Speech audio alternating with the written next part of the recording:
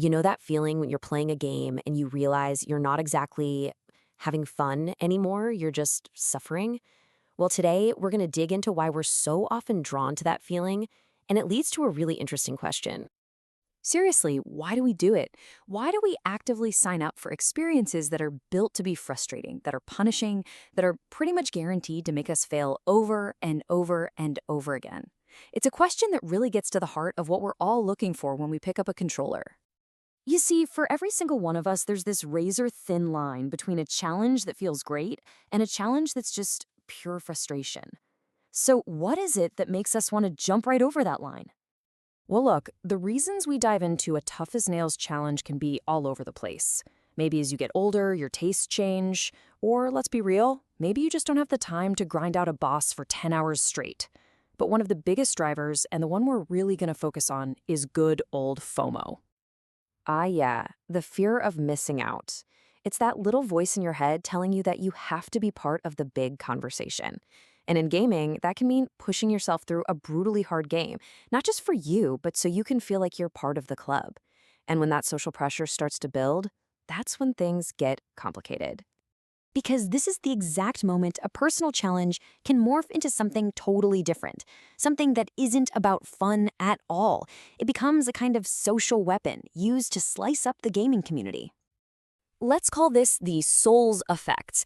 It's what happens when beating a hard game stops being about your own personal achievement and turns into this badge of honor you can wave around.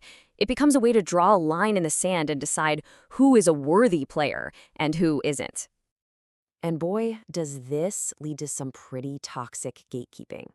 You've seen this, right? All over forums and social media. Comments like this one, they're not even about the game anymore. They're basically just personal attacks designed to make people feel excluded.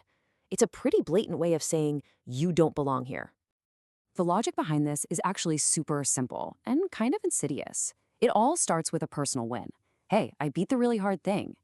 That feeling makes you feel special, like you're in an exclusive club. But then comes the next step. You start using that achievement to keep other people out.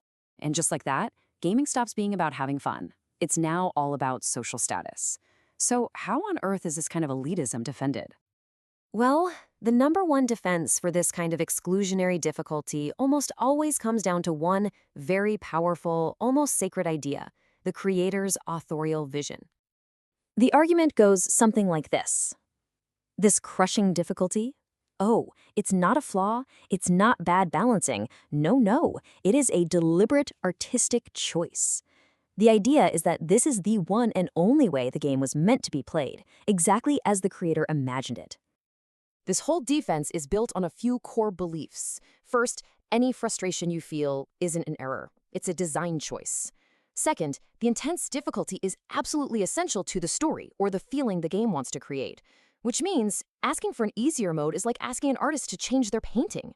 It sounds like a rock-solid argument, but it's got one giant weakness. Because that whole impenetrable shield of authorial vision, yeah, it has a pretty massive crack running right down the middle of it. You know what I'm talking about. It happens all the time. A game comes out, a segment of the fan base praises its perfectly intentional difficulty, and then boom, a patch drops, a boss gets nerfed, enemies get tweaked. The supposedly perfect vision just got a version 1.1 update. And this is where things just don't add up. On one side, you've got the argument that the vision is secret, untouchable art. On the other, you have the very real fact that developers are changing that vision based on how we, the players, react to it. You just can't have it both ways. And that's the real question, isn't it? If that original, brutal difficulty was so critical to the artistic statement of the game, why is it suddenly up for debate after launch? If the art can be patched, was it ever really set in stone in the first place? Let's be honest, the real reasons for a rebalance almost always poke holes in that perfect vision story. Maybe the devs just realized they made a mistake. Maybe they didn't have enough time to playtest properly. Or maybe they just caved to public pressure to make the game more accessible.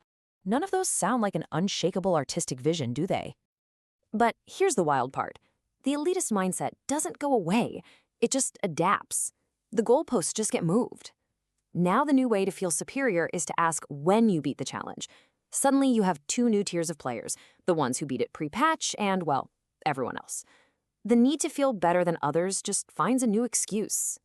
So, all of this, the shifting difficulty, the social status, it brings us to one final and probably most important question. What is the actual point of playing a game? I mean, here's the logical leap, right? If a developer admits their original vision is flexible by releasing a patch, if they change the experience based on feedback, then that completely demolishes the argument against adding more options for everyone, like a difficulty selector. If you're going to change it for one group, why not let every player tailor the experience for themselves? It really seems like we're talking about two totally different kinds of creators here. You've got this romantic idea of the true author, the artist who stands by their vision no matter what. And then you have the reality of the modern developer who has to adapt their product based on sales, feedback, and millions of players. I think we all know which one is more common these days. So, what's the big takeaway? It's that in our modern world of constant updates and patches, this idea of a pure authorial vision isn't really a development reality anymore. It's become a shield, a convenient excuse used by a small group of players to protect their own sense of being elite. And that leaves us with one final question to think about. A question for all of us. What do we really want from our games? Do we want a personal experience that brings us joy and is meaningful to us? Or do we just want a way to prove we're better than other people? That's definitely something to chew on. Thanks for joining me for this explainer.